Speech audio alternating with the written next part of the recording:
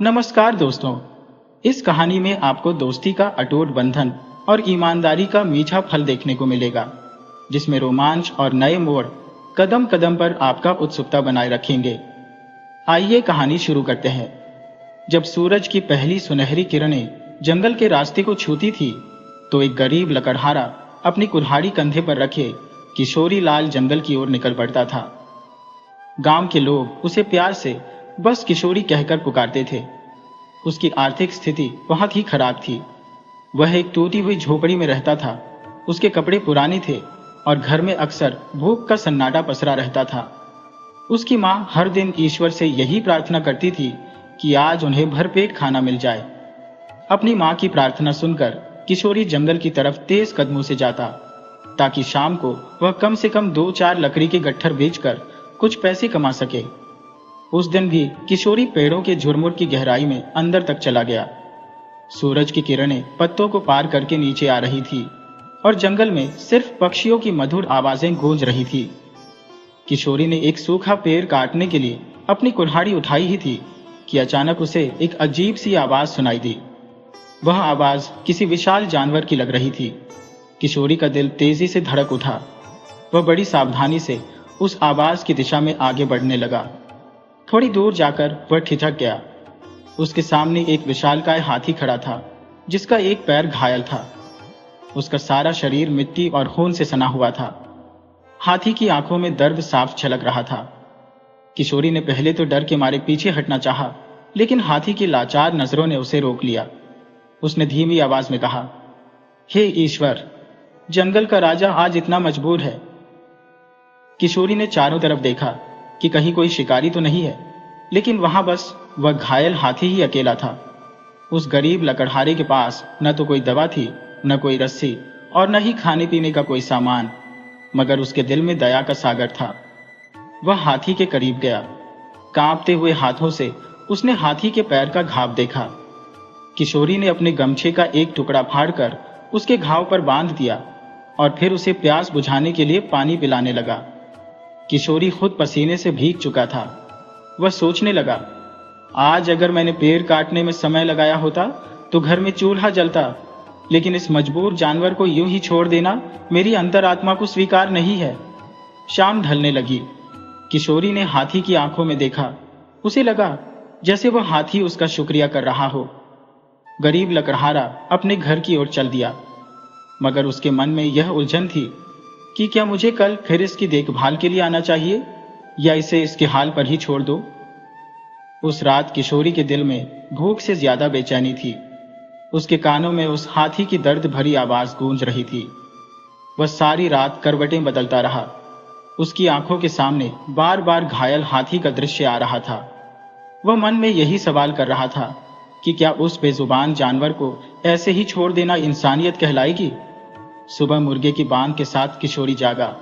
उसकी मां ने कहा, बेटा, आज जल्दी जल्दी लकड़ियां लेकर आना, कल हमें भूखे ही सोना पड़ा था। ये सुनकर किशोरी का मन और भी दुखी हो गया। उसने कहा, मां, आज मैं कोशिश करूंगा कि ज्यादा से ज्यादा लकड़ियां काट कर ले आऊं। पर अंदर ही अंदर वह सोच रहा था, ज्यादा लकड़ियां काटने जाऊं या हाथी की देखभाल करो।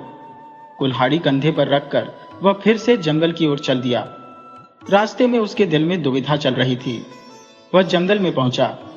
उसने एक सूखे पेड़ पर अपनी कुल्हाड़ी चलाई। धड़ाम की आवाज के साथ सूखे पेड़ की लकड़ी जमीन पर गिरी। तभी अचानक उसका हाथ रुक गया, क्योंकि पेड़ काटने की आवाज के बीच उसे फिर से उस हाथी की आवाज सुनाई दी, जैसे वह उसे पुकार रहा हो। किशोरी ने गहरी सांस ली, कुल्हाड़ी जमीन पर रखी और सोचने लगा, लकड़ियां तो कल भी काटी जा सकती है, मगर वह बेचारा हाथी अगर आज ही दम तोड़ गया तो। किशोरी तेज कदमों से उस हाथी के पास पहुंचा। हाथी अब पहले से भी ज्यादा कमजोर दिखाई दे रहा था। उसकी सांसें भारी थी और उसकी सूंड पर मिट्टी लगी हुई थी। किशोरी ने पानी के कुछ घूंट उसके मुंह में डाले। हाथी की आंखें खुली। उसे देखकर लगा जैसे वह कह रहा हो कि तू आ गया, मैं तेरा ही इंतजार कर रहा था। किशोरी ने फिर से अपना गमछा खोला और हाथी के घाव पर पट्टी बांध दी। खून अब सूख चुका था, मगर दर्द अभी भी था। दोपहर हो चुकी थी। किशोरी हाथी की सेवा में लगा हुआ था। वह बार बार यही सोचता, आज अगर लकड़ियां कटी तो घर में चूल्हा जलेगा, लेकिन इस हाथी को कैसे छोड़ दूं? अगर इसे ऐसे ही छोड़ दिया तो मैं सारा जीवन खुद को माफ नहीं कर पाऊंगा। शाम होते होते किशोरी बड़ी मुश्किल से कुछ सूखी टहनियां ही इकट्ठी कर पाया। उन्हें लेकर वह वापस गांव की तरफ चल दिया। उसे पता था कि इतनी कम लकड़ियों के उसे बहुत ही कम पैसे मिलेंगे, मगर उसने सोचा कि आज मैंने यह नुकसान सह लिया पर हाथी को संभाल लिया। गांव में पहुंचा तो लोगों ने उसे ताने दिए। कोई कहता, किशोरी, तू तो आज भी ढंग से लकड़ियां लेकर नहीं आया, लगता है तू आलसी हो गया है। पर वह कुछ न बोला। उसे पता था कि अगर वह सच बताएगा तो लोग उसका मजाक उड़ाएंगे कि अरे, गरीब होकर हाथी पालने चला है। रात को जब उसने अपनी माँ के सामने थोड़ी सी रोटियां रखी तो माँ ने हैरानी से पूछा, आज रोटियां कम क्यों है? किशोरी ने झूठ ही बोल दिया, माँ, आज जंगल में अच्छे पेड़ नहीं मिले। इसके बाद दोनों माँ बेटा खाना खाकर सो गए। अगली सुबह किशोरी ने एक बार फिर अपने कंधे पर कुल्हाड़ी लटकाई और जंगल में जा पहुंचा। उसकी आंखों में एक हल्की सी उम्मीद थी।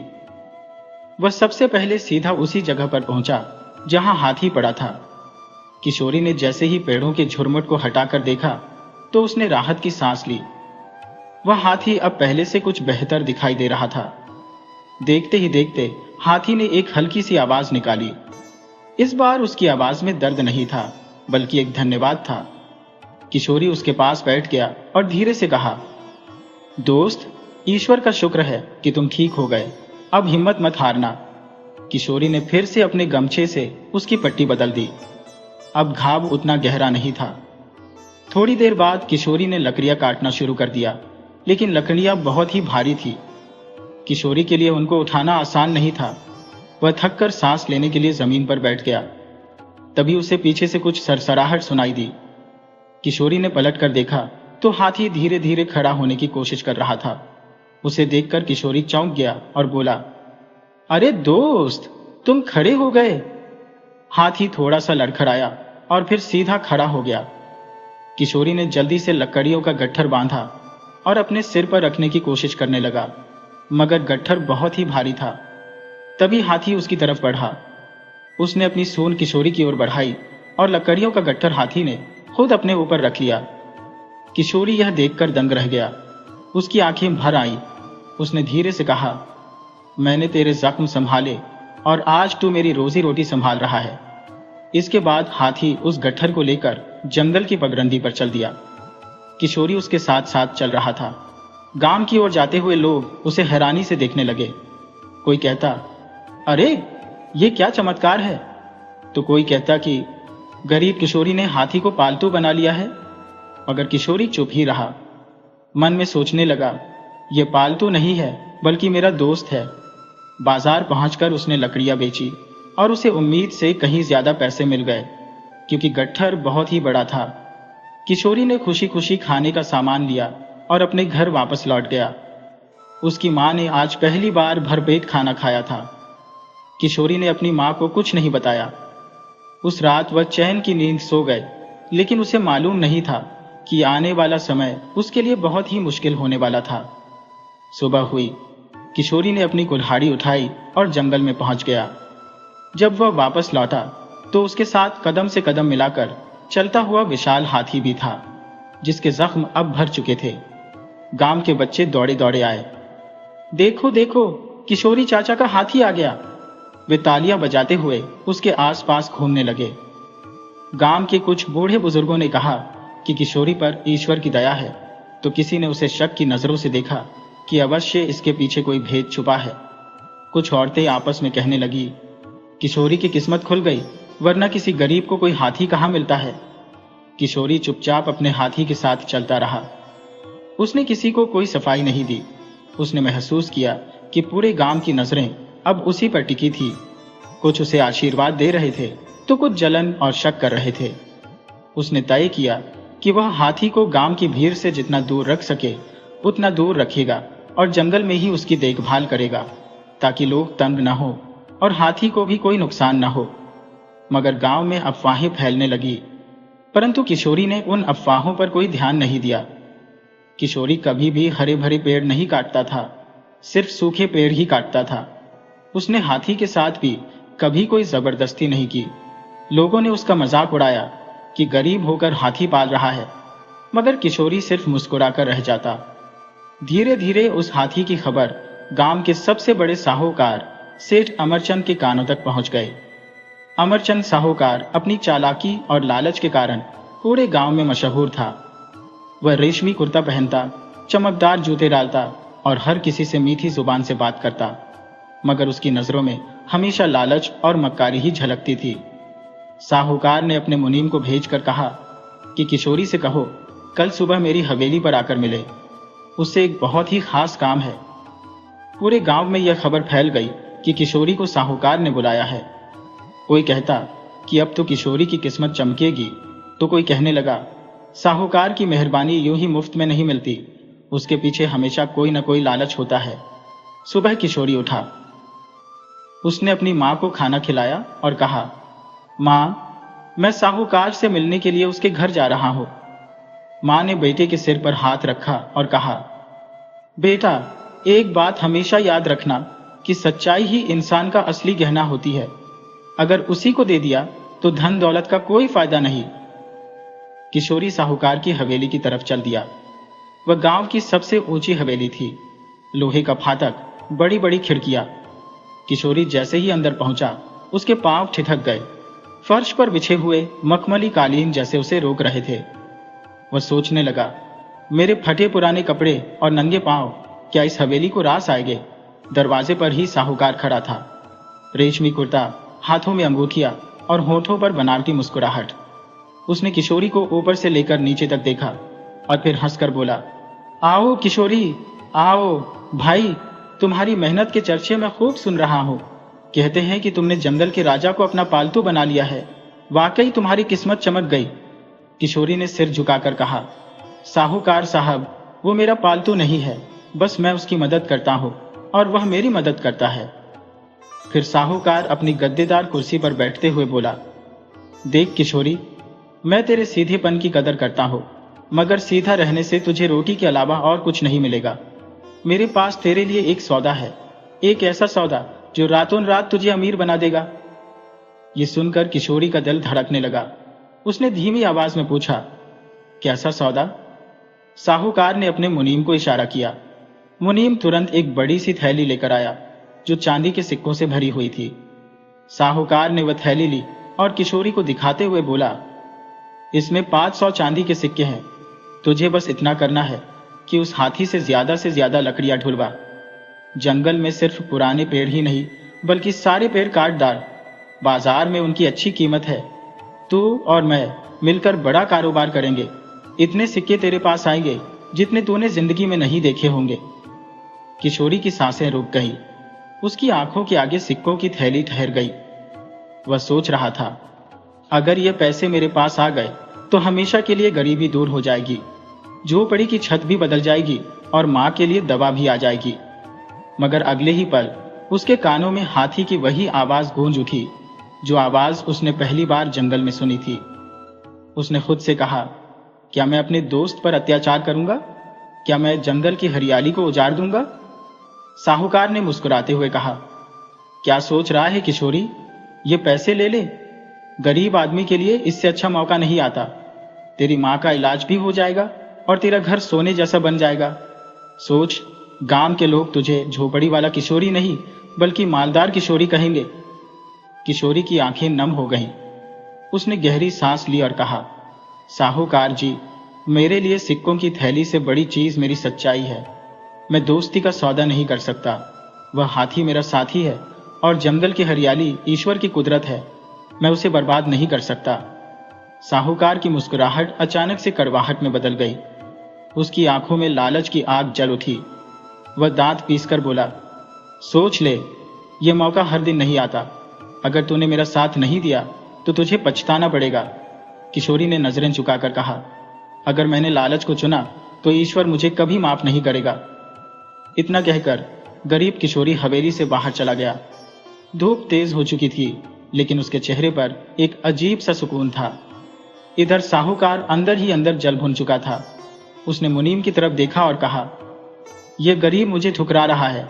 अब देखना, मैं इसे इसकी औकात याद दिला दूंगा। अगर ये पैसे से नहीं झुका तो इसे अपनी चाल से झुकाऊंगा। किशोरी को नहीं मालूम था कि आज उसने जिस लालच से मुंह मोड़ा था वह कल उसके खिलाफ हथियार बनकर खड़ा हो जाएगा। जब वह घर पहुंचा तो उसे बार बार साहूकार की बातें याद आ रही थी। वह थैली जिसमें 500 चांदी के सिक्के थे उसकी नजरों के सामने घूम रही थी। उसने आसमान की तरफ देखा और कहा, हे ईश्वर, मुझे शक्ति दे। और फिर उसने अपनी कुल्हाड़ी उठाई और जंगल की तरफ चल दिया। जंगल पहुंचकर उसने सूखे पेड़ ढूंढे, लकड़ियां काटना शुरू किया। पास में ही हाथी खड़ा था। किशोरी गट्ठर बांधने लगा तो अचानक कुछ लोग झाड़ियों में से निकलकर आए। वह पहले से ही हाथी पर नजर गड़ाए हुए थे। उनके साथ साहूकार का मुनीम भी था। मुनीम ने आगे बढ़कर कहा, किशोरी, साहूकार ने तुझे अच्छा सौदा दिया था मगर तूने ठुकरा दिया। अब आखिरी बार समझ ले, अगर तूने हाथी से ज्यादा काम नहीं करवाया तो तेरे लिए मुसीबतें खड़ी हो जाएंगी। किशोरी ने अपनी कुल्हाड़ी को कसकर पकड़ा और शांत स्वर में कहा, यह हाथी मेरा साथी है, मजदूर नहीं। मैं इसे तकलीफ नहीं दे सकता। हाथी भी अब खतरा भांप चुका था। उसने अपनी सूंड उठाई और जमीन पर पटकी। धूल उठी, झाड़ियां हिलने लगी। मुनीम दांत पीस कर रह गया। उसके आदमी पीछे हट गए। मुनीम बोला, ठीक है, तू हमारी बात नहीं मानता तो सुन ले। अब तू सुकून से इस गांव में नहीं रह सकता। गांव भर में तुझे बदनाम कर देंगे। तुझे भूखे मरने पर मजबूर होना पड़ेगा। इतना कहकर वे सब लौट गए। किशोरी वहीं पर खड़ा रहा। उसने हाथी से कहा, दोस्त, आज तूने फिर से मुझे सहारा दिया है, लेकिन लगता है कि अब हमारा इम्तिहान शुरू होने वाला है। किशोरी ने लकड़ी का गट्ठर बांधा और बाजार की तरफ चल दिया। वहां से उसे पता चला कि साहूकार ने दुकानदारों को पहले से ही चेतावनी दे दी थी कि किशोरी से लकड़ी मत खरीदना। वह जंगल को नुकसान पहुंचा रहा है। उसकी लकड़ी अपवित्र है। उस रात किसी ने भी किशोरी की लकड़ी नहीं खरीदी और वह सोच रहा था, अगर बाजार में कोई मेरी लकड़ी नहीं खरीदेगा तो मां की दवा कैसे आएगी, पेट की आग कैसे बुझेगी। अगले दिन मुर्गे की बान के साथ वह उठा, कुल्हाड़ी उठाई, जंगल पहुंचा। वहां पर हाथी पहले से ही उसका इंतजार कर रहा था। उसने लकड़ियां काटी और सोचने लगा, अगर आज भी व्यापारियों ने मेरी लकड़ियां नहीं खरीदी तो भूखे ही सोना पड़ेगा। उसने गट्ठर को हाथी की पीठ पर रखा और गांव की तरफ चल दिया। लोगों ने जब उसे आते हुए देखा तो कानाफूसी शुरू हो गई। कहने लगे, देखो, ये वही है जो हाथी से लकड़ियां ढुलवाता है। लगता है साहूकार ने इसे खरीद लिया है। किसी ने कहा, नहीं भाई, ये गरीब है, इसकी मजबूरी है।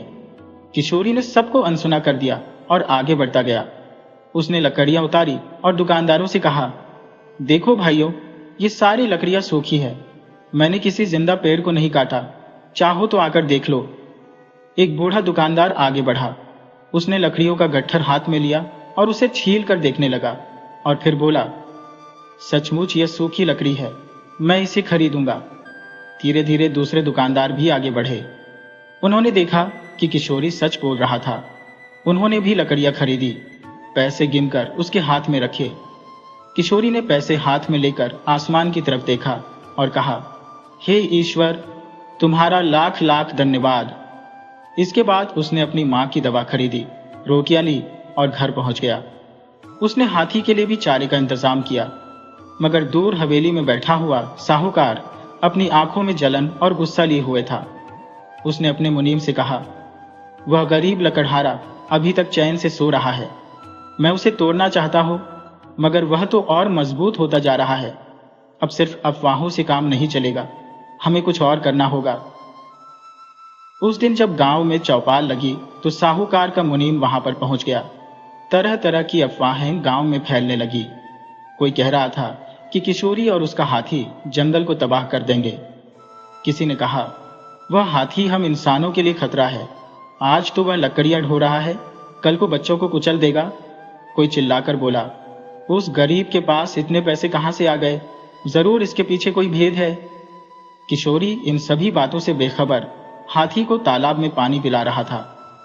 शाम को जब चौपाल पर भीड़ और भी बढ़ गई तो साहूकार वहां पर आया और ऊंची आवाज में बोला, गांव वालों, वो हाथी हमारा नहीं है, वह जंगल का है, और अगर किसी दिन वह बेकाबू हो गया तो हमारे बच्चों की जान जाएगी। और यह किशोरी जो कल तक दाने दाने को मोहताज था, आज इसका घर अनाज से भरा पड़ा है। तभी भीड़ में से एक आदमी खड़ा हुआ और बोला, यह हाथी सचमुच बेकाबू हो गया तो उस दिन हमारे गांव का क्या होगा? दूसरे ने कहा, उसे गांव से निकाल दो। किशोरी उस भीड़ के सामने आकर खड़ा हुआ। उसने हाथ जोड़कर कहा, भाइयों, मैंने कभी किसी का हक नहीं मारा। मैंने हमेशा सिर्फ सूखे पेड़ ही काटे हैं, कभी किसी हरे पेड़ को हाथ नहीं लगाया। यह हाथी मेरा साथी है, कोई मजदूर नहीं। अगर तुम्हें यकीन ना हो तो मेरे साथ जंगल चलो और अपनी आंखों से देख लो। मगर भीड़ में से एक आवाज आई, तो क्या यह साहूकार झूठ बोलता है? किशोरी जब उस रात झोपड़ी में वापस आया तो मां ने पूछा, बेटा इतना उदास क्यों है? किशोरी ने कहा, मां, गांव के सभी लोग मेरे खिलाफ हो गए हैं। वे मेरी दोस्ती और ईमानदारी को झूठा कहते हैं। मां ने कहा, बेटा सच का रास्ता कभी आसान नहीं होता। उधर हवेली में साहूकार ने अपने मुनीम से कहा, आज मैंने लोगों को जगाया है, कल मैं उन्हें भड़काऊंगा। देखना, जल्दी ही यह हाथी किशोरी के लिए बोझ बन जाएगा। अब गांव की गलियों में अफवाहें और भी गहरी हो चुकी थी। नुक्कड़ पर खड़े लोग आपस में बातें करते कि किशोरी का हाथी खतरनाक है। साहूकार कहता है कि उसे बांधकर शहर में बेच देना चाहिए। अगर वह बेकाबू हो गया तो गांव उजड़ जाएगा। किशोरी चुपचाप यह सुनता रहा, लेकिन उसने हाथी का साथ नहीं छोड़ा। वह पेड़ काटता, गट्ठर बनाता और बाजार में लकड़ियां बेचता। एक दिन शाम के समय सूरज ढलने वाला था तो किशोरी जंगल से हाथी के साथ वापस लौट रहा था कि अचानक झाड़ियों के पीछे से कई परछाइयां उभरी। किशोरी चौकन्ना हो गया और सामने की तरफ देखने लगा। सामने से 4-5 लठैत डंडे वाले लोग रस्सियां और डंडे लिए हुए वहां पर आए। मुनीम उनके साथ था। मुनीम ने ऊंचे स्वर में कहा, किशोरी, अब यह हाथी हमारा है। साहूकार ने फैसला किया है कि वह इसे बेचकर दौलत कमाएगा। तो गरीब है, तो इस जानवर का बोझ उठा नहीं पाएगा। अब हट जा हमारे रास्ते से, वरना तुझे भी कुचल देंगे। किशोरी का दिल धड़कने लगा, मगर उसने अपने डर को छुपाकर कहा, यह हाथी मेरा साथी है, मैं इस पर आंच भी नहीं आने दूंगा। हाथी भी अब खतरे को भांप चुका था। उसके कान खड़े हो गए। उसने सूंड हवा में लहराई, एक पांव जमीन पर पटका, धूल का गुब्बार उठा। किशोरी उनके सामने दीवार बनकर खड़ा था। उसने ऊंची आवाज में कहा, रुक जाओ। अगर किसी ने हाथी को हाथ लगाया तो पहले मेरी लाश पर से गुजरना होगा। एक आदमी ने कहा, मारो इसे और हटाओ यहां से। उसने डंडे का वार किया तो किशोरी ने कुल्हाड़ी से उसके वार को रोका। हाथी ने जब यह नजारा देखा तो उसकी आंखें भर आई। उसने अपनी सूंड से उस लठैत को उठाया और दूर फेंक दिया। यह देखते ही मुनीम पीछे हट गया। हाथी ने एक जोरदार चिंगार लगाई। उसकी आवाज पूरे जंगल में फैल गई। किशोरी बोला, नहीं दोस्त, किसी को जान से नहीं मारना। लठैत धीरे धीरे पीछे हटने लगे। उनकी आंखों में डर साफ दिखाई दे रहा था। मुनीम दांत पीसते हुए बोला, किशोरी, तूने आज तो हमें रोक दिया, मगर यह कहानी यहां पर खत्म नहीं होगी। देखना, हम पूरे गांव को तेरे खिलाफ खड़ा कर देंगे। ये कहकर वह सभी लोग वहां से भाग गए। किशोरी छिटक कर जमीन पर बैठ गया। उसका बदन पसीने से तरबतर था। हाथ पांव कांप रहे थे, मगर चेहरे पर राहत थी। हाथी उसके पास आया, उसे खड़ा किया। उस रात जब किशोरी घर पर पहुंचा तो मां ने पूछा, बेटा, तुझे यह चोट कैसे लगी? किशोरी ने मां के पैरों में सर रख दिया और कहा, मां, आज ईश्वर ने मेरी वफादारी की परीक्षा ली। लोगों ने हमें तोड़ने की कोशिश की, मगर परमात्मा ने हमें संभाल लिया। इसके बाद उसने अपनी मां को सारी बात बता दी। किशोरी घर के बाहर गया, जहां पर हाथी खड़ा था, मानो वह कह रहा हो कि तू मेरा साथी है, मैं तेरा पहरेदार हूं। लेकिन हवेली में बैठा हुआ साहूकार गुस्से में तमतमा रहा था। वह सोच रहा था कि किशोरी ने पहले मेरी बात को ठुकराया, मेरे आदमियों को भगाया, मेरे सौदे को लात मारी, और अब उसका यह हाथी उसकी ताकत नहीं बल्कि उसकी बर्बादी का कारण बनेगा। मैं ऐसी चाल चलूंगा कि उसका सब्र टूट जाएगा। किशोरी को नहीं पता था कि अभी उसका असली इम्तिहान बाकी है। किशोरी की मां झोपड़ी में अपने बेटे के जख्मों पर मरहम लगा रही थी और ईश्वर से प्रार्थना कर रही थी कि हे भगवान, मेरे बेटे की रक्षा करना। सुबह किशोरी एक नई ताकत के साथ उठा। उसने कुल्हाड़ी उठाई और हाथी के साथ जंगल में चला गया। वो सूखे पेड़ों को तलाशने लगा, मगर उसके दिल में एक अजीब सी बेचैनी थी कि कहीं साहूकार के लोग दोबारा न आ जाए। अचानक हाथी रुक गया। उसने अपनी सूंड हवा में उठाई। किशोरी ने घबराकर पूछा, क्या हुआ दोस्त? हाथी धीरे धीरे जंगल के अंदर की तरफ चला गया। किशोरी भी उसके पीछे चल दिया। कुछ देर के बाद वह दोनों एक पुराने से पेड़ के पास पहुंचे। पेड़ का तना आधा सड़ा हुआ था, जड़ बाहर निकली हुई थी। हाथी ने जड़ को हिलाना शुरू किया। किशोरी यह सब कुछ हैरानी से देख रहा था। हाथी ने जोर लगाया। पेड़ का तना एक तरफ से फट गया। पेड़ की जड़ के नीचे जमीन में एक छोटा सा गड्ढा था। किशोरी ने झुककर गड्ढे में देखा तो एक पुराना सा लोहे का संदूक दिखाई दिया। किशोरी की सांसें तेज हो गईं। उसने कांपते हाथों से संदूक को खोला।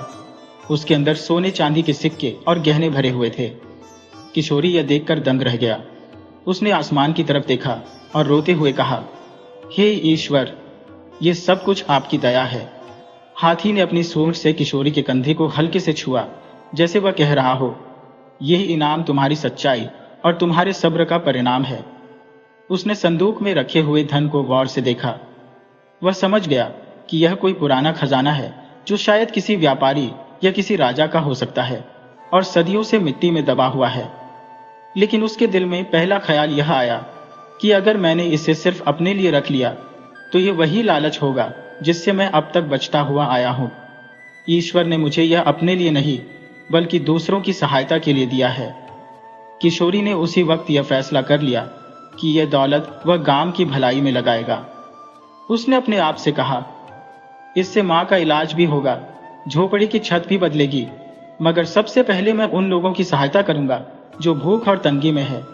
मैं गांव में कुआं खुदवाऊंगा, पाठशाला बनवाऊंगा और इस दौलत को नेकी की राह पर खर्चूंगा। उसकी आंखों में चमक थी। वह लकड़ियों का गट्ठर और संदूक लेकर जब गांव में पहुंचा तो सबसे पहले उसने वह संदूक अपनी मां को दिखाया। मां की आंखों में आंसू बहने लगे।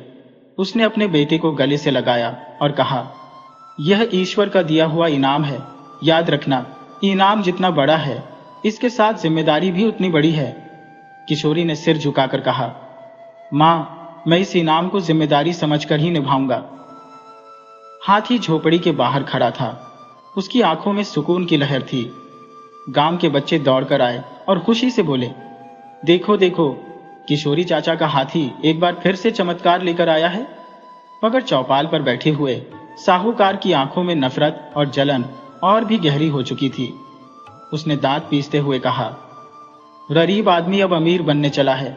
मैं भी देखता हूं यह खजाना उसके पास कब तक रहता है।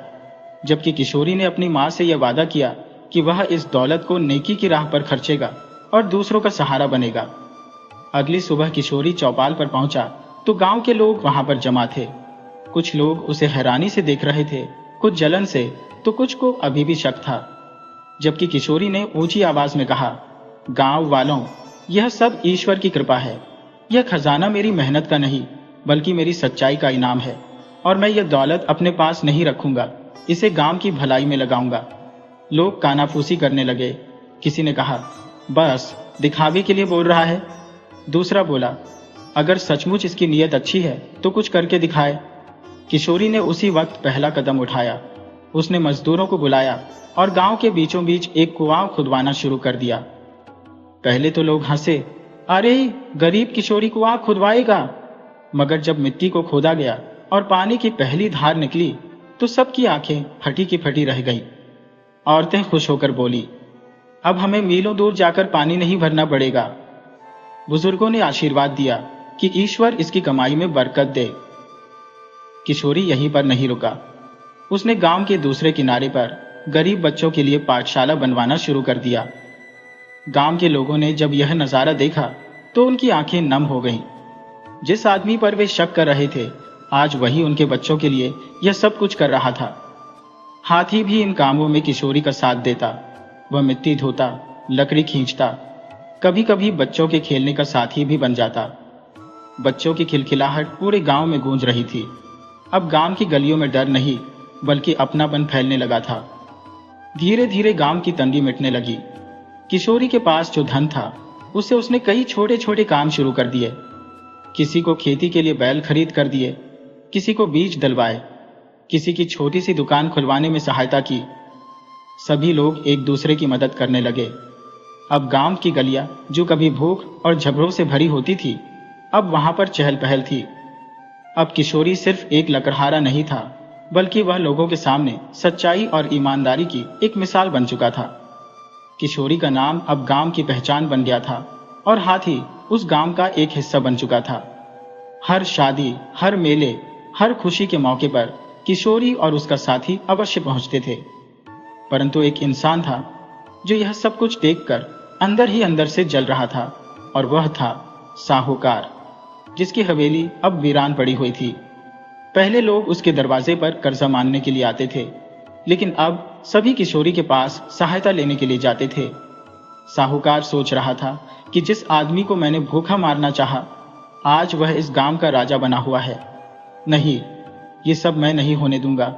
अब मुझे आखिरी चाल चलनी ही होगी। मैं इसका नाम मिट्टी में मिला दूंगा। उसके दिल में तूफान सा मचा हुआ था। अब वह एक ऐसी साजिश करने वाला था जो किशोरी और उसके हाथी को हमेशा के लिए खत्म कर दे। उसने अपने मुनीम को बुलाकर कहा, आज आखिरी चाल चलनी है। अगर वह हाथी जिंदा रहा तो लोग हमें भूल जाएंगे। उस रात जंगल में चांदनी बिखरी पड़ी थी। साहूकार और उसके कुछ लोग हाथी की तरफ बढ़ने लगे। वह अपने साथ लोहे की जंजीरें, बड़ी बड़ी मशालें और डंडे लेकर आए थे। उनका मकसद साफ था, हाथी को या तो पकड़ लेना या उसे मार देना, ताकि किशोरी अकेला रह जाए। किशोरी उस वक्त झोपड़ी में अपनी माँ के पास बैठा हुआ था। माँ ने अचानक कहा, बेटा, मेरा दिल बेचैन हो रहा है। जंगल में तेरे दोस्त पर कोई आफत आने वाली है। किशोरी ने बिना देर किए कुल्हाड़ी उठाई और जंगल की तरफ दौड़ लगा दी। हाथी उसकी आहट को पहचानता था। उसने जोर से सूंड उठाकर आवाज निकाली, जैसे वह सहायता के लिए उसे पुकार रहा हो। किशोरी वहां पहुंचा तो देखा कि साहूकार और उसके लठैत मशालें हाथ में लिए हुए हाथी को घेरे खड़े थे। किशोरी ने चौंक कर कहा, रुक जाओ, यह हाथी मेरा साथी है। अगर किसी ने हाथी को हाथ लगाया तो पहले मेरी जान लेनी होगी। साहूकार आगे बढ़ा और बोला, किशोरी, जब तू गरीब था तब मुझे तुझ पर तरस आता था, पर अब तू अमीर बनकर मुझे चुनौती दे रहा है। मैं इस हाथी को अपनी हवेली पर ले जा रहा हूं। मैं इससे काम लूंगा, इसे मेलों में नचवाऊंगा और तुझे तेरी औकात याद दिलाऊंगा। किशोरी बोला, साहूकार, तू हमेशा लालची ही रहा। तूने दौलत को ही अपना भगवान बना लिया। मगर सुन ले, मैं अपने दोस्त का सौदा नहीं करूंगा। मैं भूखा मर जाऊंगा, मगर उसे जंजीरों में नहीं बंधने दूंगा। साहूकार ने इशारा किया और उसके आदमी हाथी पर टूट पड़े। हाथी ने जोर से गर्जना की और सूर से एक की मशाल छीन ली और जमीन पर पटक दी। देखते ही देखते आग फैल गई। चारों तरफ अफरात फरी मच गई। किशोरी उनके आगे दीवार बनकर खड़ा हो गया। तभी एक लठैत का डंडा उसके सिर पर आकर लगा। खून बहने लगा। ठीक उसी समय गांव के कुछ लोग जो शोर सुनकर दौड़े चले आए थे, वहां पर पहुंच गए। मशालों की रोशनी में वह सब कुछ देख रहे थे। साहूकार के आदमी जबरदस्ती हाथी को पकड़ने की कोशिश कर रहे थे। किशोरी अकेला उनका सामना कर रहा था। घेर में से एक बूढ़े आदमी ने ऊंची आवाज में कहा, गांव वालों, अब यह सच और झूठ का फैसला है। किशोरी ने हमेशा सच्चाई का साथ दिया, गरीबों की सहायता की, जबकि इस साहूकार ने हमेशा लालच में आकर गांव के लोगों का खून ही चूसा है। और फिर वह भीड़ साहूकार के आदमियों पर टूट पड़ी। उनसे मशालें छीन ली गई, हाथी की रस्सियां काट दी गई। अब हाथी आजाद हो गया। उसने चिंघाड़ते हुए एक आदमी को जमीन पर पटका। अब डर के मारे साहूकार के बाकी आदमी वहां से भागने लगे, लेकिन भीड़ ने साहूकार को घेर लिया। कोई चिल्लाया, इसने बरसों तक हमें लूटा है। तो किसी ने कहा, इसकी वजह से पूरा गांव भूखा मर रहा है। साहूकार का शरीर पसीने से तरबतर था। उसका चेहरा पीला पड़ गया। वह घुटनों के बल गिर पड़ा और गिड़गिड़ाने लगा, मुझे माफ कर दो, मैंने लालच में आकर दूसरों का नुकसान किया। किशोरी, जिसके कंधे से खून बह रहा था, वह आगे बढ़ा और बोला, साहूकार, तूने मुझे बहुत दुख दिया है, मगर मैं तुझे माफ करता हूँ, क्योंकि अगर मैं भी तेरे जैसा बदला लूंगा तो मुझ में और तुझ में फर्क ही क्या रह जाएगा। जा और अपनी जिंदगी को बदल, वरना ईश्वर की लाठी तुझे ऐसी पड़ेगी कि तू किसी लायक नहीं रहेगा। गांव के लोगों ने भी किशोरी का साथ दिया। उस दिन के बाद से गांव की तस्वीर हमेशा के लिए बदल गई। किशोरी ने खजाने से मिले हुए धन को गांव की भलाई में लगा दिया। कई और कुएं खुदवाए गए, कई पाठशालाएं खोली गई, गरीबों के लिए लंगर शुरू कर दिया गया। अब किशोरी गांव वालों के लिए एक मिसाल बन चुका था। लोग दूर दूर से आकर कहते, ये वही लकड़हारा है जिसने सच्चाई और दोस्ती का साथ दिया। उसका हाथी अब हमेशा उसी के साथ रहा। वह कभी बाजार में बोझा ढोता, कभी बच्चों को झोले की तरह अपनी पीठ पर बिठाता। उसकी आंखों में हमेशा वही वफादारी थी।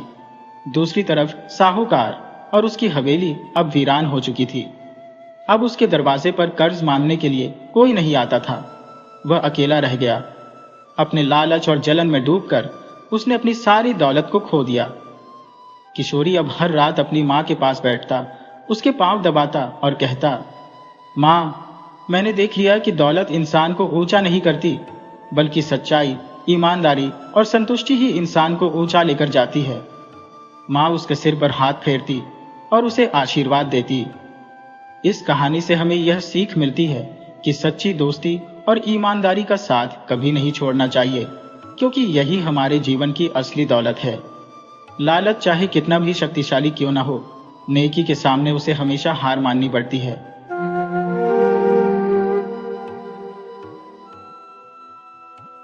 बहुत पुरानी बात है, एक गांव में एक किसान रहता था। उसके छोटे से परिवार में उसकी पत्नी और एक नन्ही सी बेटी पूर्णिमा थी। पूर्णिमा इतनी सुंदर थी जैसे चांद का एक टुकड़ा हो। किसान और उसकी पत्नी अपनी बेटी को पाकर बहुत खुश थे। किसान खेती बाड़ी करके जो भी कमाता उसी से उनका घर चलता था। सब कुछ बड़े आनंद से बीत रहा था। लेकिन कहते हैं ना, जब जिंदगी में सब ठीक चल रहा होता है तो अचानक कुछ ऐसा हो जाता है जिसकी कोई कल्पना भी नहीं कर सकता। ऐसा ही उस किसान के साथ हुआ। किसान की पत्नी बीमार पड़ गई। उसने ऐसी चारपाई पकड़ी कि फिर उठ ही नहीं पाई। बेटी पूर्णिमा भी तब तक कोई 6-7 महीने की हो चुकी थी। पत्नी के बीमार पड़ने से बेचारा किसान बड़ा दुखी रहने लगा। उसने अपनी पत्नी के इलाज में कोई कसर नहीं छोड़ी।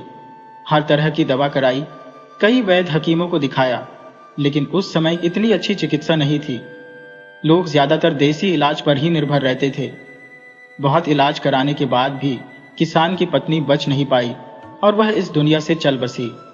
किसान पर तो पत्नी के जाने से दुखों का पहाड़ टूट पड़ा। बेचारा किसान बहुत उदास था। एक तो उसकी बेटी बहुत छोटी थी और ऊपर से पत्नी को खोने का दर्द। अब किसान यह सोचने लगा कि बेटी को पाले या पेट भरने के लिए कुछ कमाए जिससे घर गृहस्थी चले।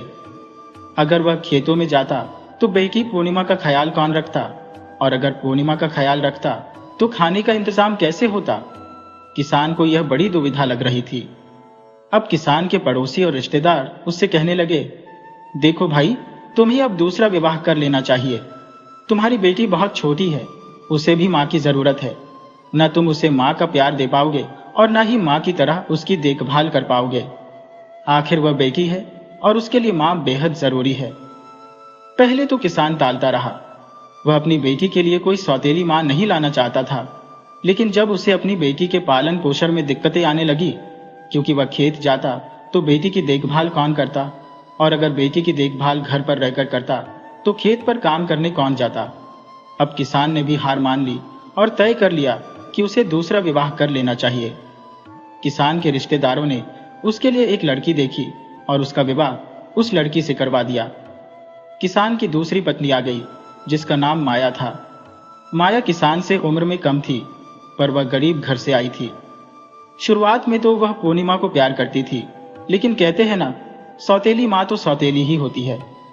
जब वह खुद पेट से हो गई, तब तक तो पूर्णिमा का बहुत अच्छे से ख्याल रखती थी, उसे खूब प्यार करती थी। यह सोचकर किसान भी खुश था कि चलो, मैं वैसे भी डर रहा था कि सौतेली माँ कैसी आएगी, लेकिन यह तो मेरी पूर्णिमा का अपनी ही संतान की तरह ख्याल रखती है। किसान अब माया की तरफ से निश्चिंत हो गया था कि माया मेरी पूर्णिमा का बड़े अच्छे से ख्याल रखती है, और अब उसे पूर्णिमा की भी कोई चिंता नहीं थी। 9वें महीने में माया ने एक बेटी को जन्म दिया, जो बहुत काली और कुरूप थी। उसका नाम अमावस्या रखा गया, क्योंकि बड़ी बेटी का नाम पूर्णिमा था। अपनी बेटी के होते ही पता नहीं माया में क्या बदलाव आया। वह पूर्णिमा से बहुत नफरत करने लगी। अब उसे पूर्णिमा फूटी आंख नहीं सुहाती थी। छोटी सी पूर्णिमा धीरे धीरे बड़ी होने लगी। कहते हैं ना, जब बच्चा अभाव में और बिना माँ बाप के प्यार के पलता है तो प्यार के अभाव में बच्चा जल्दी समझदार हो जाता है। यही पूर्णिमा के साथ भी हो रहा था। वह समय से पहले ही समझदार होती जा रही थी। इधर छोटी सी पूर्णिमा अब 1.5 साल की हो गई थी। वह चलने लगी थी और अपनी तोतली जुबान में जो बातें करती थी, लेकिन पूर्णिमा की सौतेली माँ उसे देखकर बिल्कुल भी खुश नहीं होती थी। पूर्णिमा की अपनी सगी माँ रूपा बहुत पूजा पाठ करती थी, इसलिए उनके संस्कारों की झलक पूर्णिमा पर भी दिखाई देती थी। वह छोटी थी तभी लौटा भर जल ले जाती और शिवलिंग पर चढ़ाती थी। तब तो सब सोचते कि बचपन है। अब पूर्णिमा की सौतेली माँ को पूर्णिमा का कोई भी काम नहीं सुहाता था। धीरे धीरे दोनों बच्चियां बड़ी हो रही थी। अब उसकी सौतेली माँ दोबारा गर्भवती हो गई। इस बार उसने एक बेटे को जन्म दिया। अब तो उसका गुस्सा 7वें आसमान पर था। अब उसे पूर्णिमा बिल्कुल भी अच्छी नहीं लगती थी। पूर्णिमा को देखकर तो पता नहीं उसे क्या होता था, वह बिल्कुल जल भुन जाती थी। वह तो बस अपने बच्चों में खुश रहती थी। किसान भी यह बात समझता था। वह अपनी बेटी से प्यार तो करता, लेकिन पूर्णिमा की सौतेली माँ घर में फिर कलह कर देती और इसलिए किसान भी कुछ नहीं बोल पाता था। चुपचाप जो माया कहती उसी को सच मान लेता था।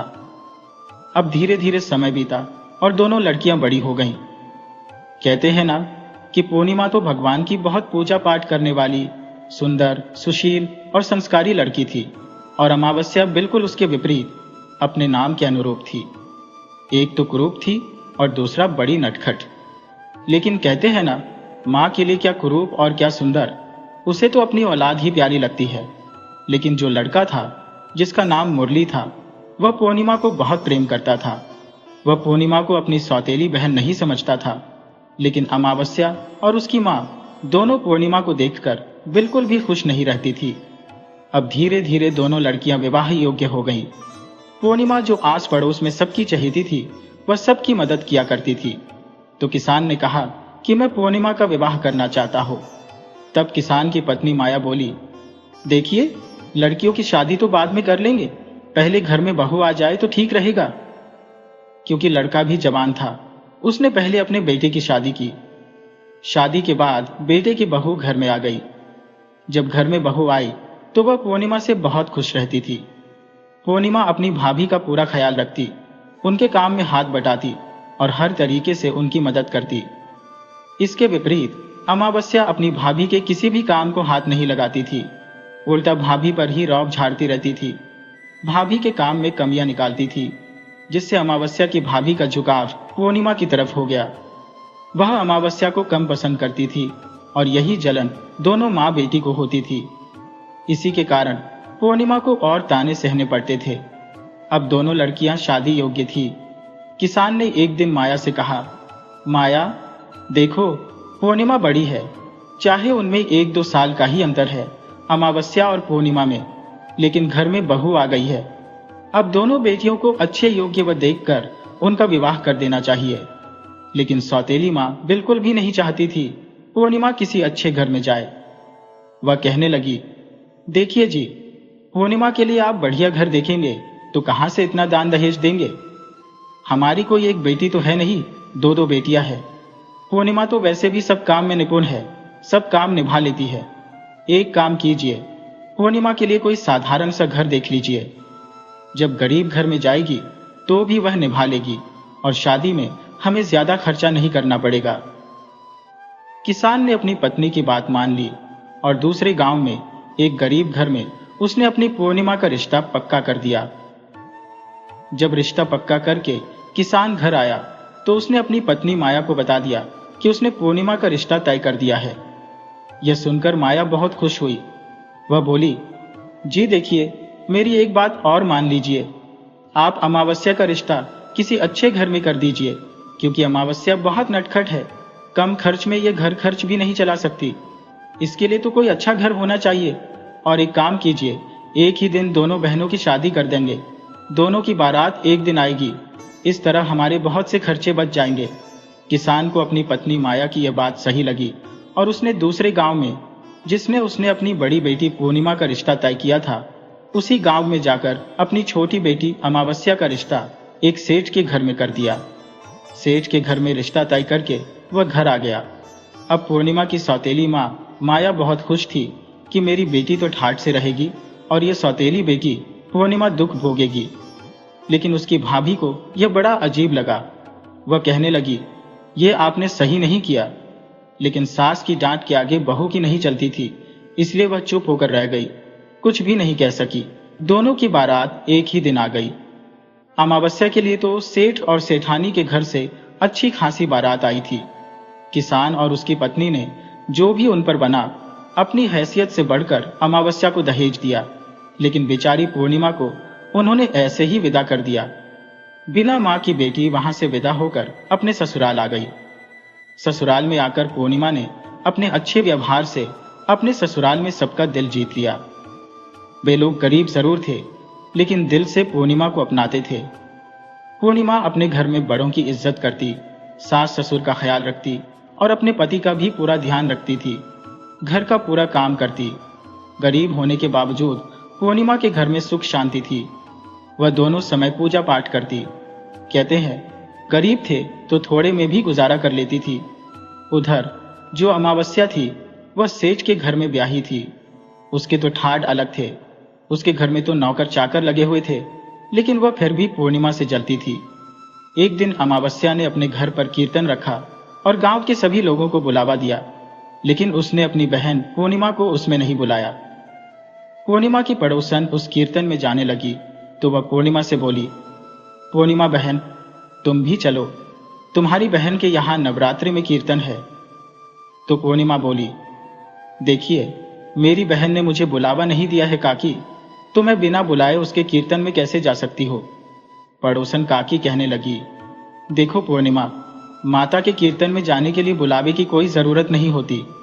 वहां तो पूजा पाठ होता है और सबको वहां पर जाना चाहिए। भगवान को वहां पर याद किया जाता है। कीर्तन में भगवान के भजन गाए जाते हैं, भजन कीर्तन होता है। जितने ज्यादा से ज्यादा लोग उसमें शामिल हों, उतना ही पुण्य प्राप्त होता है। अब पूर्णिमा धार्मिक विचारों की तो थी ही। पड़ोसन काकी की बात सुनकर उनके साथ चली गई। जब पूर्णिमा अपनी बहन के घर पहुंची तो अमावस्या उस पर बरस पड़ी। कहने लगी, पूर्णिमा, मैंने तुझे बुलाया नहीं, फिर भी तू मेरे घर चली आई। पूर्णिमा कहने लगी, मैं तो पूजा पाठ की वजह से तुम्हारे घर आ गई हूं बहन। कीर्तन में कोई बुलावे की जरूरत नहीं होती। मैंने सुना मेरी बहन अमावस्या के घर कीर्तन है, तो मैं आ गई।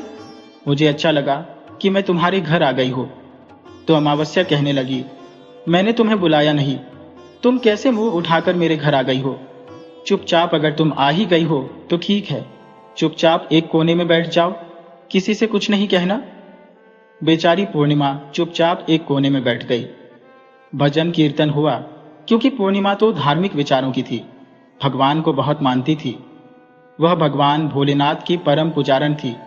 वह भी भगवान की भक्ति में खो गई। लेकिन जब कीर्तन खत्म हुआ तो प्रसाद बांटा गया। अमावस्या ने सबको प्रसाद दिया, लेकिन अपनी सौतेली बहन पूर्णिमा को प्रसाद नहीं दिया। जब पूर्णिमा ने प्रसाद मांगा तो अमावस्या ने पूर्णिमा को प्रसाद तब भी नहीं दिया और उसका बहुत अपमान किया। कहने लगी, बिना बुलाए आ गई, कौन आता है किसी के घर बिना बुलाए। तुम कितनी ढीठ हो, हम लोग बुलाते भी नहीं है, तब भी मेरे घर आ गई। पूर्णिमा बेचारी बिना प्रसाद के ही घर लौटने लगी। तो रास्ते में उसने सोचा कि बच्चे प्रसाद मांगेंगे तो मैं उनसे क्या कहूंगी।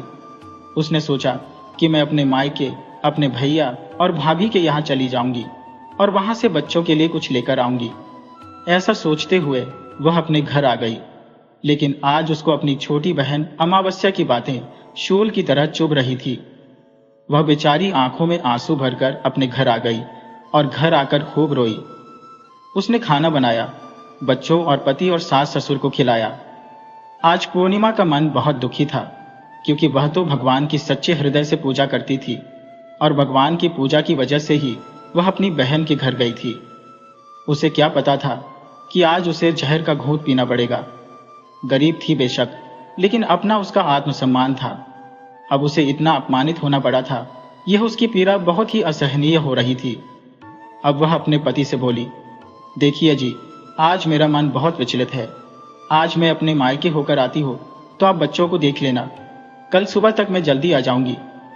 खाना बनाकर बच्चों को खिला पिलाकर और अपने सास ससुर और पति से आज्ञा लेकर पूर्णिमा अपने मायके की तरफ चल दी। क्योंकि जो भाभी थी पूर्णिमा की, वह पूर्णिमा की बहुत मदद किया करती थी, पूर्णिमा को बहुत पसंद करती थी। जब भी पूर्णिमा दुखी होती थी, अपनी भाभी से मिलकर उसको तसल्ली मिलती थी। वह उसको अपनी माँ की जैसी लगती थी, क्योंकि उसकी भाभी से मिलते ही ऐसे लगता था जैसे वह अपनी माँ के पास आ गई हो। उसकी भाभी भी उसका पूरा सहयोग करती थी। अब पूर्णिमा बेचारी दुखी दिल लिए अपने मायके के लिए चल दी। चलते चलते वह बेचारी जंगल के रास्ते से जा रही थी। तभी उसने देखा एक औरत बैठी हुई थी। वह काफी बूढ़ी थी, सिर के बाल सफेद थे। उसके पास एक तुलसी का पौधा लगा हुआ था। वह औरत उससे कहने लगी, अरे बेटी, मैं बहुत बूढ़ी हूँ, बहुत लाचार हो। क्या तुम मेरे ये बाल जो खुल गए हैं, इनको थोड़ा बांध दो। इनमें जुएं भी हो गई है। मुझे बड़ी गर्मी लग रही है। बेचारी बूढ़ी औरत 80-90 साल की थी। उसके बाल उलझे हुए थे। पूर्णिमा ने उन्हें देखते ही उन पर दया आ गई और उसने उस बूढ़ी माँ के बालों में तेल लगाकर मालिश करके और जुएं बाहर निकालकर उसके बालों को बांध दिया। बूढ़ी अम्मा कहने लगी, बेटी, मेरा यह जो चबूतरा है तुलसी जी का, यहाँ पर भी बड़ी गंदगी हो गई है। मेरे से तो सफाई होती नहीं है। अगर बेटी तुम चाहो तो थोड़ी सी सफाई कर दो। पूर्णिमा तो थी ही हृदय की बहुत अच्छी, बोली, हाँ हाँ माँ जी, अब भी कर देती हूँ। और उसने उसकी पूरी सफाई कर दी। तुलसी जी को भी सींच दिया, जो थोड़ी मुरझाई हुई थी। अब वह बोली, माँ जी, अब आज्ञा दो, मैं अपने मायके जा रही हूँ। वह बुढ़िया माई उसे आशीर्वाद देने लगी और बहुत ही खुशी खुशी पूर्णिमा आगे बढ़ी। आगे बढ़ते बढ़ते उसने देखा एक बूढ़ा बाबा बैठा हुआ था, जो कि भगवान भोले शंकर थे। और जो तुलसी जी के पास वह बूढ़ी अम्मा बैठी थी, वह साक्षात तुलसी माता थी। लेकिन अब जब पूर्णिमा आगे बढ़ गई, लंबे लंबे दाढ़ी, लंबे लंबे जटा, बहुत बेढंगा रूप करके भगवान शिव बैठे हुए थे। अब जब पूर्णिमा आगे गई तो पूर्णिमा से भगवान शिव कहते हैं कि देखो बिटिया, हम बहुत प्यासे हैं, हमें पानी पिलाओ, बहुत जोरों से प्यास लगी है। कहते हैं ना, भगवान भी भक्त की परीक्षा लेते हैं। और पूर्णिमा बोली, बाबा, मैं अभी आपके लिए पानी लाई। उसने बाबा को पानी पिलाया। बाबा कहने लगे, बेटा देखो, हमारे पांव में कितने जख्म हो गए हैं, इन पर मक्खियां भिन भिना रही है। हम जो इतने परेशान हैं कि इतने बूढ़े हो गए हैं, इनकी देखभाल भी नहीं कर सकते। पूर्णिमा को बूढ़े बाबा को देखकर दया आ गई। उसने वहां से साफ पानी लिया और बाबा के जख्मों को साफ करके अपना आंचल फाड़कर उन पर पट्टी बांधी। अब बाबा ने खुशी खुशी उसे आशीर्वाद दिया। अब पूर्णिमा आगे चली तो आगे पार्वती मैया बैठी हुई थी। वहां पर ही एक मंदिर था। वह कहने लगी कि बूढ़ी मैया का भेष बनाई हुई थी, बिटिया, मैं बहुत बूढ़ी हूँ, इस मंदिर में अब मुझसे सफाई नहीं होती। देखना मंदिर में कितनी गंदगी फैली है। अगर बेटी तुम चाहो तो इस मंदिर की थोड़ी सी सफाई कर दो। पूर्णिमा उस बूढ़ी माई के कहने से पूरे मंदिर की सफाई कर दी। झाड़ू पोंछा लगा दिया, बूढ़ी मैया के हाथ पैर भी दबा दिए, उन्हें पानी पिलाया और खुशी खुशी फिर आगे चल दी। अब उसके गांव पहुंचने के लिए रास्ते में गंगा नदी पड़ती थी। गंगा नदी उसे पार करनी थी। वहां पर भी उसे एक बूढ़ी माई मिली, जो कि साक्षात गंगा मैया थी। गंगा मैया बैठी हुई थी। बहुत ही बेढंगा रूप करे हुए बूढ़ी सी गंगा मैया थी। गंगा मैया बोली, बिटिया देखना, मेरे सिर में बहुत जुएं बढ़ गई है। मेरे से देखा भी नहीं जाता है, ना ही मेरे से साफ सफाई होती है। इधर मेरे घाट के चारों तरफ देखो, मैं यहाँ रहती हूँ, कितनी गंदगी हो गई है। मेरे से अब यह साफ नहीं होता, तुम मेरी थोड़ी सी मदद कर दो। अब पूर्णिमा ने कहा, ठीक है मैया। और उसने जो गंदगी घाट की साफ कर दी और जो गंगा मैया के बालों से जुएं निकाल दी और उन्हें नहला धुलाकर उनकी झोपड़ी में बिठा दिया। अब गंगा मैया से बोली कि गंगा मैया, अब मैं जो जाती हूँ, मैं आज अपने मायके जा रही थी। और तब गंगा मैया बोली, बेटी तुम नदी पार कैसे करोगी? तभी नदी में एक नाव थी। गंगा मैया ने कहा, बेटी तुम एक काम करो, नाव से चली जाओ। और इससे पार होकर वह अपनी भाभी से मिलने आ गई, क्योंकि नदी पार करने के लिए उसे नाव मिल गई थी। लेकिन अब अपने और अमावस्या के बारे में उसने कोई भी बात अपनी भाभी को नहीं बताई, कि कैसे अमावस्या ने उसका अपमान किया है। अब पूर्णिमा अपनी भाभी से मिली, भतीजे भतीजियों के साथ खुश हुई और अपने पिता से मिली, अपनी सौतेली माँ से भी मिली। सौतेली माँ तो उसे देखते ही नाक भौं सिकोड़ने लगी और उसे ताने सुनाने लगी। पति के घर भी नहीं निभाती है, जब चाहो मुंह उठाकर चली आती है। लेकिन उसकी भाभी बोली, कोई बात नहीं माँ जी, बेटी तो अपने मायके आती है और ये हमारे पास नहीं आएगी तो कहाँ जाएगी। उसने अपनी भाभी का पूर्णिमा ने सारा काम करवाया। साथ मिलकर भाभी ने के साथ खाना बनवाया। भाभी ने खुशी खुशी ननद का हालचाल पूछा। ननद भी बड़ी खुश हुई अपनी भाभी से मिलकर, क्योंकि वह बहुत दुखी थी मायके जाकर। अब पूर्णिमा का मन बदल गया था। जब अगले दिन पूर्णिमा बोली, भाभी अब मुझे विदा दीजिए, अब मैं अपने घर जाती हूँ। तुमसे मिलकर मुझे बहुत अच्छा लगा, मेरे मन का बोझ उतर गया। लेकिन फिर भी पूर्णिमा ने अमावस्या ने उसका जो अपमान किया था, वह वाली बात अपनी भाभी को नहीं बताई। जाते समय कहते हैं, मायके से बेटी कभी खाली नहीं जाती। मायके से आती है तो उसके साथ भैया भाभी ने भेंट स्वरूप अपनी बहन को एक थैले में कुछ सामान दे दिया। उस थैले को लेकर पूर्णिमा खुशी खुशी चल दी। चलते चलते फिर वह उसी गंगा नदी पर आई जहां गंगा मैया बैठी हुई थी। गंगा मैया कहने लगी, अरे बिटिया, तुम तो वही हो जिसने कल मेरी बड़ी मदद की थी। बेटी, मेरे पास यह थोड़ी सी रेत से भरा थैला है, ये ले जा। और पूर्णिमा ने पल्लू पसार लिया, बोली, मैया आशीर्वाद में जो तुम दोगी मुझे वह मंजूर है। गंगा मैया ने अपनी रेत उठाई और पूर्णिमा के आंचल में रख दी। वह लेकर पूर्णिमा आगे बढ़ी। आगे चली तो उसे पार्वती मैया मंदिर के पास मिली और कहने लगी, अरे बेटी, तुम तो कल वाली बिटिया हो ना? ना जाने तुम जैसी बिटिया सच्चे हृदय वाली जिसने मेरी इतनी मदद की। इतने लोग आते हैं, कोई हमें पूछते भी नहीं है और कितनी गंदगी करके निकल जाते हैं। ले बेटी, मेरे पास तो कुछ नहीं है, ये जो हवन कुंड के अंगारे हैं इन्हें ही ले जा। अब उसने आंचल फैला दिया। पूर्णिमा के आंचल में जो अंगारे रखे हुए थे, कोयले बुझे हुए, वे माता रानी ने उसके थैले में डाल दिए। वह कोयले लेकर आगे चल दी। आगे भगवान शिव जो कोड़ी के रूप में बैठे हुए थे, बूढ़े बाबा के, जिनके जख्म हो रहे थे, वे पूर्णिमा को देखकर बोले, अरे बिटिया, तुम तो कल वाली बिटिया हो। देखो मेरे जख्म कितने ठीक हो गए हैं। बेटा, मैं तो पूरी तरह बहुत अच्छा महसूस कर रहा हूँ, बहुत मुझे राहत मिली है। और बेटी, मेरे पास तो कुछ नहीं है, ये थोड़ी सी भभूत है, ये ले लो। पूर्णिमा ने अपना आंचल पसार दिया और भोले बाबा ने उसमें अपनी भभूत एक थैले में भर दी और पूर्णिमा खुशी खुशी लेकर अपने घर जा रही थी। रास्ते में फिर वही तुलसी का चौरा पड़ा। वही बुढ़िया मिली जिसके सफेद बाल थे। वह बोली, अरे बिटिया, तुम तो कल वाली बिटिया हो। तब वह कहने लगी, पूर्णिमा, हाँ मैया, मैं अपने मायके से मिलकर आ रही हूँ। तब बूढ़ी अम्मा बोली, बिटिया देखो, मेरी तुलसी भी कितनी लहलहा रही है।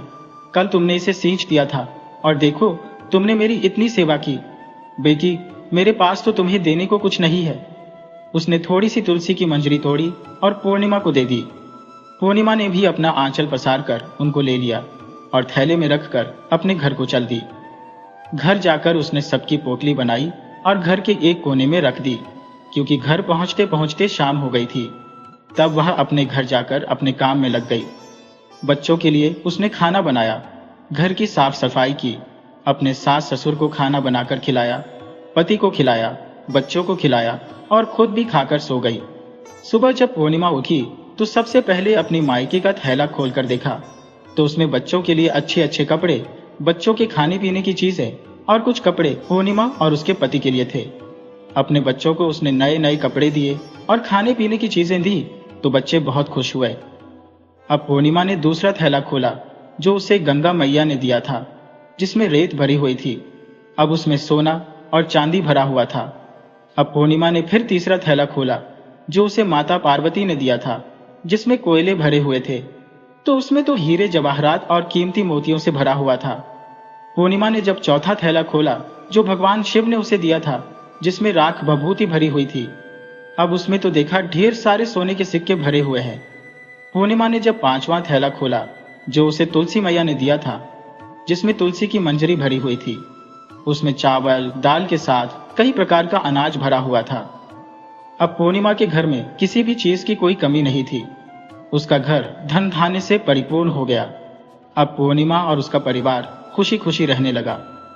अब पूर्णिमा के मन में विचार आया, क्यों ना मैं भी अपने घर नवरात्रि का कीर्तन कराऊं और नवरात्रि का कार्यक्रम रखूं, क्योंकि नवरात्रि चल रही है और पूर्णिमा ने व्रत रखा हुआ था। पूर्णिमा ने गांव से सभी औरतों को बुलाया।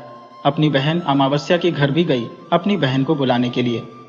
अब अमावस्या अपनी बहन के घर नवरात्रि में आई तो उसने देखा पूर्णिमा के घर किसी चीज की कमी नहीं है, और इतनी धन दौलत देखकर अमावस्या आश्चर्यचकित रह गई।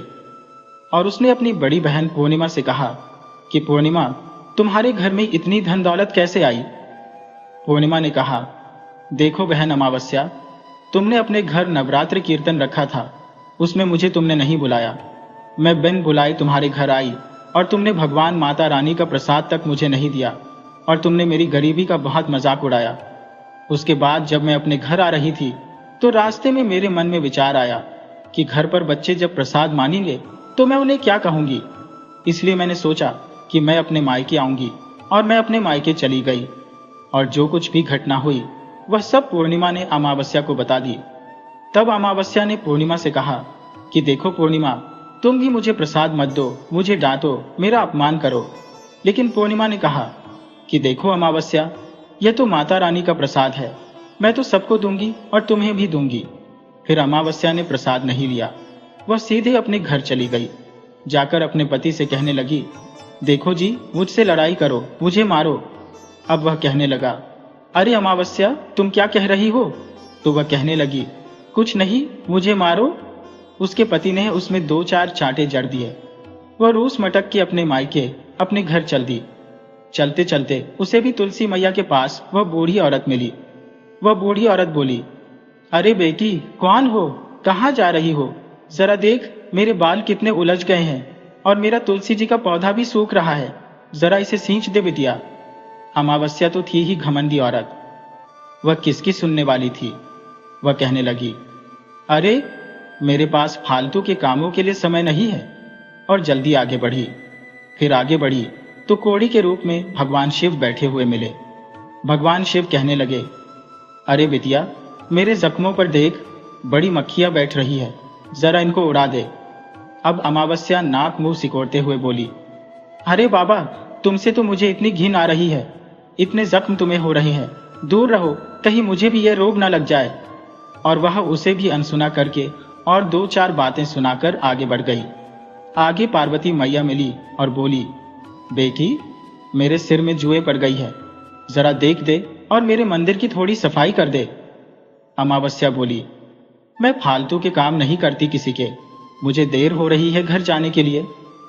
उसने उनका भी कहना नहीं माना, कोई काम नहीं किया और आगे बढ़ गई। सामने उन्हें गंगा मैया मिली।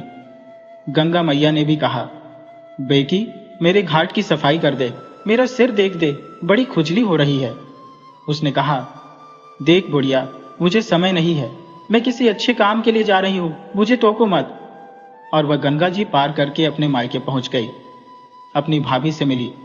कुछ समय बाद मां के पास जाकर बैठ गई और कहने लगी, पूर्णिमा की चुगलियां करने लगी। मां, यहां पूर्णिमा आई थी ना? तो भाभी ने उसे बहुत कुछ दे दिया, उसके घर को इतना भर दिया है कि उसके तो दिन ही बदल गए हैं। पूर्णिमा ने अपनी मां और उसकी भाभी की लड़ाई करवा दी घर में।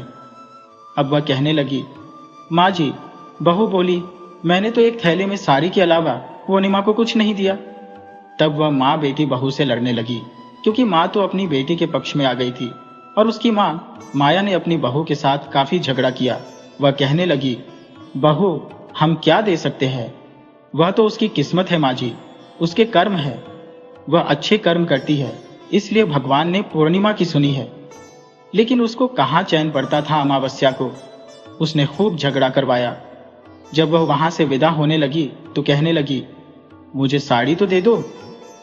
तब उसकी भाभी कहने लगी, दीदी, तुम्हारे लायक मेरे पास कोई साड़ी नहीं है, तुम्हें मैं क्या साड़ी दूंगी, कल से आई हो तब से तो तुमने मेरे घर में झगड़ा करवा रखा है। अमावस्या की मां ने उसे कई कई साड़ियां दी, क्योंकि मां थी उसकी तो, और बोली, बेटी, तुझे जो जरूरत हो तू मुझसे कह, क्यों इससे कह रही है, ये तो पूर्णिमा को ही देगी। इसे अपनी ननद नहीं लगती, इसे तो वही ननद लगती है। तरह तरह के ताने अमावस्या अपनी भाभी को सुनाकर वहां से चल दी।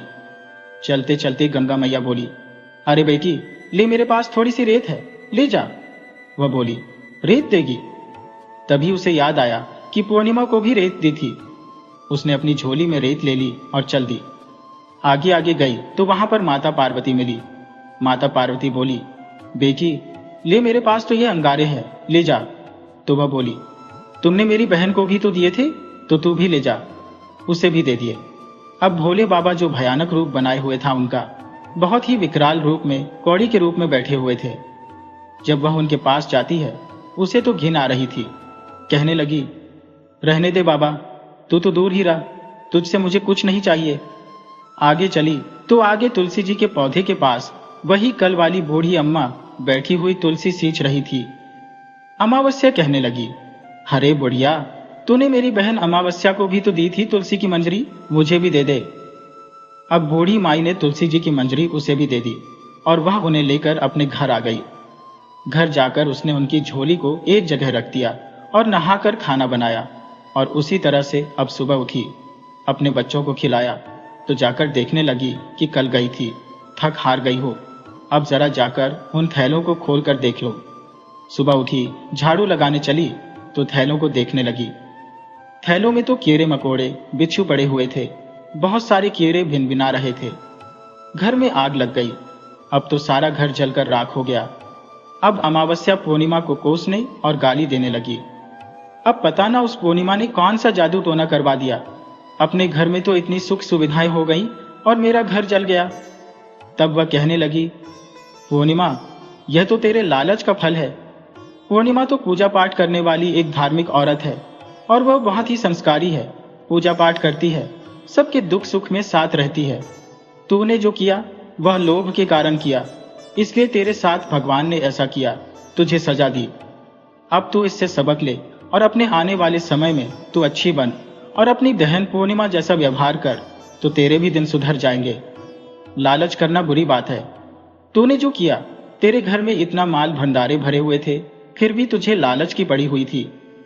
वह बेचारी पूर्णिमा गरीब थी, वह सबके दुख सुख में साथ होती है, इसलिए भगवान ने उसकी सुन ली।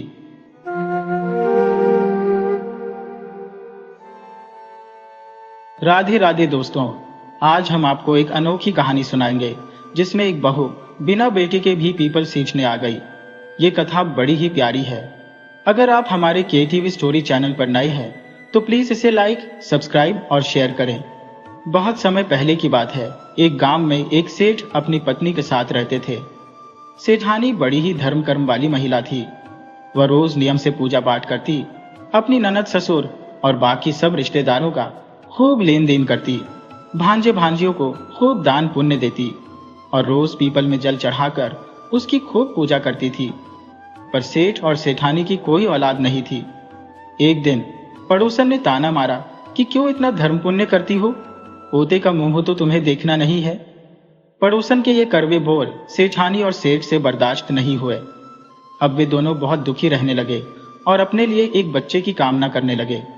वे सोचते कि अब हमारी उम्र भी बढ़ती जा रही है, अगर बच्चा नहीं हुआ तो हमारे बुढ़ापे का सहारा कौन होगा, कौन हमारा वंश आगे बढ़ाएगा। यही चिंता उन दोनों को हर पल घेरे रहती थी। वे दोनों उदास रहने लगे थे। सेठ को उदास देखकर सेठानी ने सोचा कि अगर सेठ ऐसे ही उदास रहेंगे तो जल्दी बीमार पड़ जाएंगे, इसलिए कुछ न कुछ उपाय करना पड़ेगा। तभी सेठानी ने एक तरकीब सोची। उसने अपने गांव की दाई को बुलाया और उसे कुछ पैसे देकर उससे कहा कि तुम सेठ जी से कहना कि सेठानी गर्भवती है, वह मां बनने वाली है। तो दाई, जो लालची किस्म की औरत थी, उसे तो पैसा मिल गया था, वह कुछ भी करने के लिए तैयार थी। वह पैसे लेकर सेठ के पास गई और उनसे बोली कि सेठ जी, मुबारक हो, आप पिता बनने वाले हैं, सेठानी जी गर्भवती है। यह सुनकर सेठ बहुत खुश हुए। अब धीरे धीरे 6 महीने पूरे हो गए। सेठ जी ने गोद भराई की रस्म रखी, पूरे गांव को न्योता दिया। सेठानी ने दाई को पहले ही समझा दिया था कि जब मेरा 9वां महीना लगे, यानी बच्चा पैदा होने का समय हो, तो तुम तुरंत किसी का पैदा हुआ बच्चा ले आना और हमारे घर के अंदर रुला देना। जिससे सब लोग यही समझेंगे कि सेठानी को बेटा हुआ है। अब सेठानी और सेठ बड़े खुश रहने लगे। धीरे धीरे समय बीता और 9 महीने पूरे होने को आए। जब 9वां महीना पूरा हुआ तो दाई किसी का बच्चा लाई जो कि अभी पैदा हुआ था और सेठ जी के घर लाकर उसे रुला दिया। सबको उसकी आवाज सुनाई दी। पड़ोसियों ने भी आवाज सुनी कि भाई सेठ के यहाँ तो बच्चा हुआ है, क्योंकि उसकी रोने की आवाज आई थी। जब बच्चे की आवाज हुई तो सेठ दौड़कर पहुंचे। वह बोले कि क्या हुआ है? तो दाई ने कहा बेटा हुआ है। तो सेठ ने कहा कि मुझे दिखा।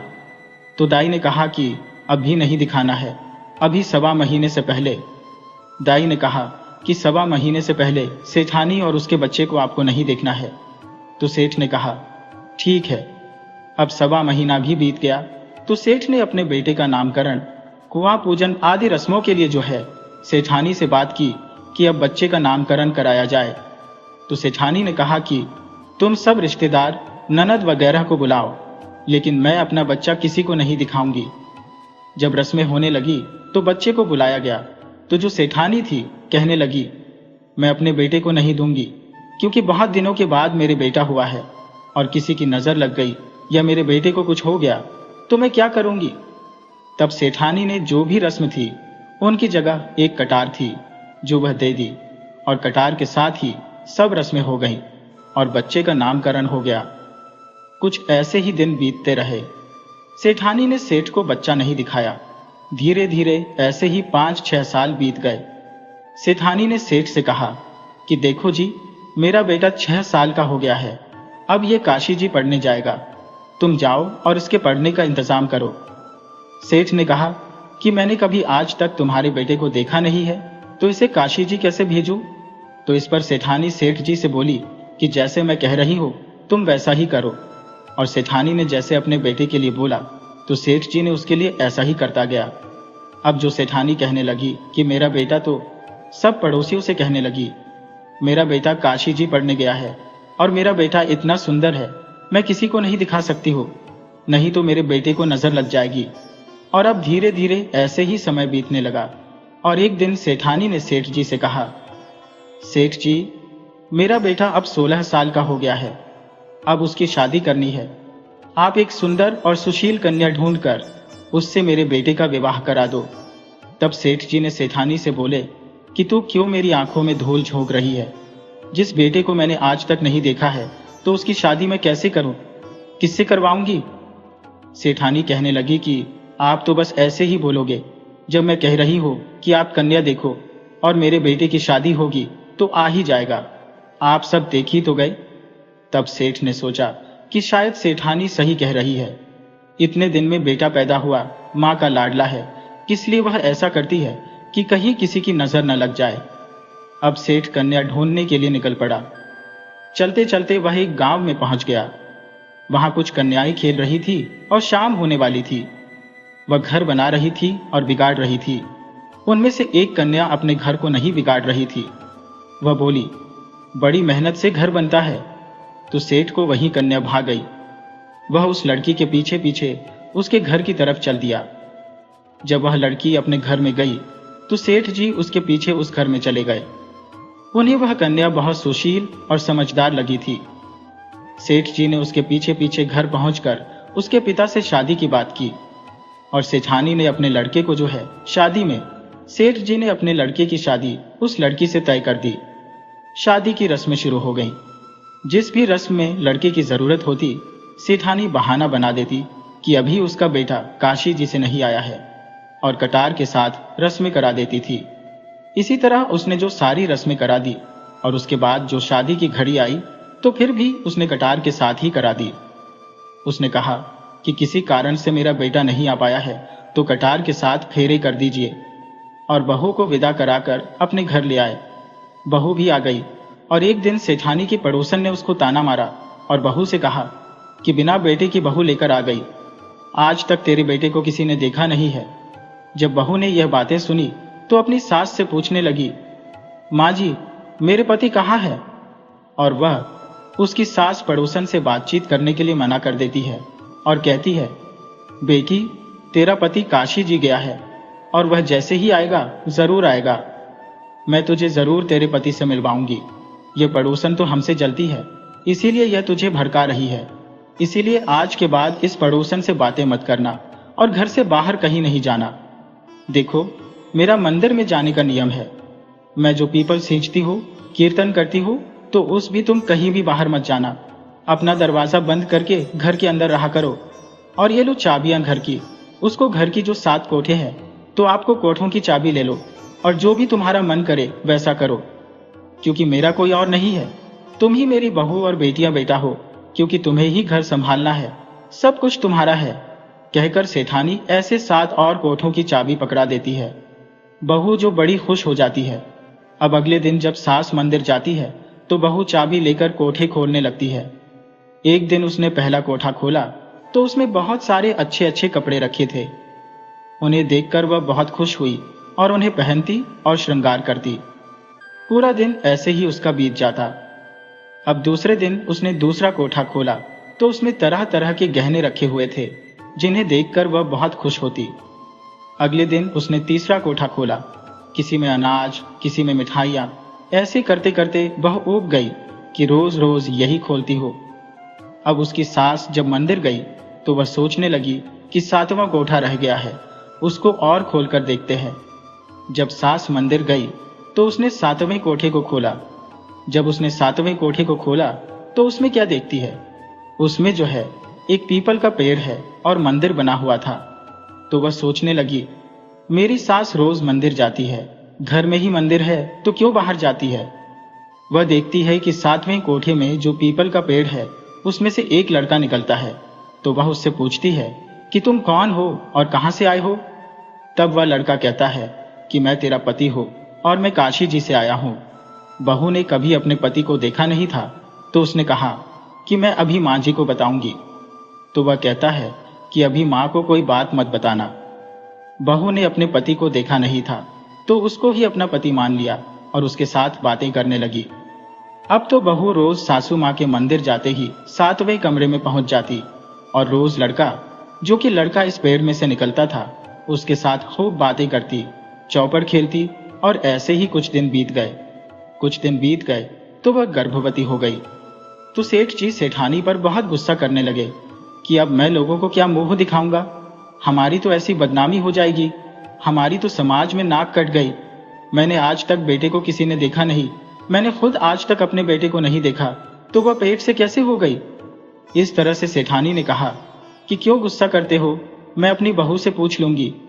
सेठानी ने बड़े प्यार से अपनी बहू से पूछा कि बहू, ये बच्चा किसका है? तो बहू ने बता दिया कि माँ जी, आपके बेटे का है। माँ जी, वह यहाँ आ गए हैं और 7वें कमरे में छुप कर रहते हैं। मैं आपके मंदिर जाने के बाद रोज वहां जाती हूँ और हम दोनों खूब चौपड़ भी खेलते हैं, बातचीत करते हैं और समय बिताते हैं।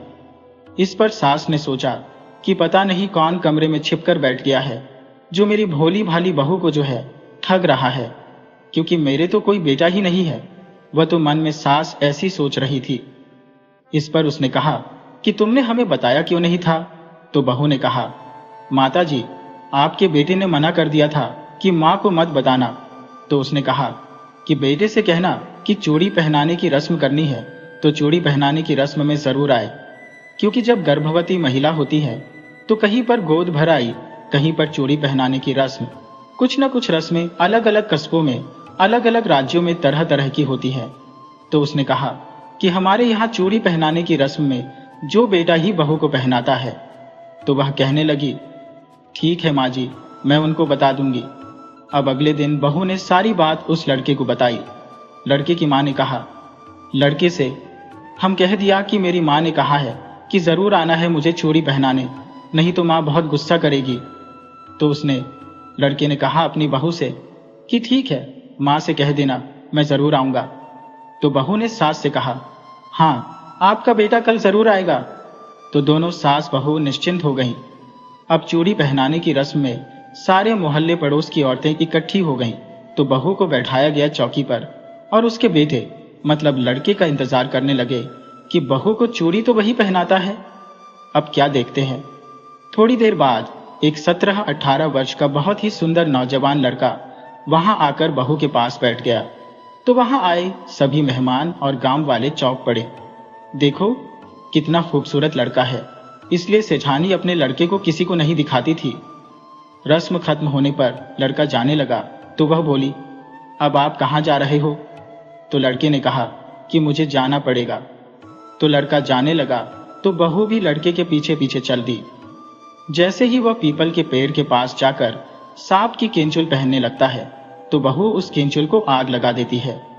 दरअसल वह लड़का एक नाग होता है, जो पीपल का नाग होता है, जो मनुष्य के रूप में आता है, और केंचुल को बहू जो उसकी जला देती है।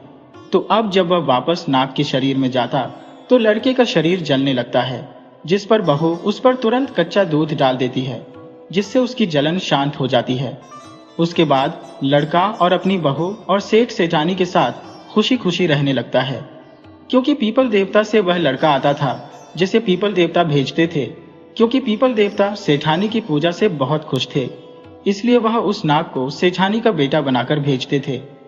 अब जब उसकी कैंचुल जल गई तो वह दोबारा उधर नहीं जा सकता था, और पीपल देवता ने उसे सेठ सेठानी का पुत्र बनकर रहने के लिए हमेशा हमेशा के लिए भेज दिया।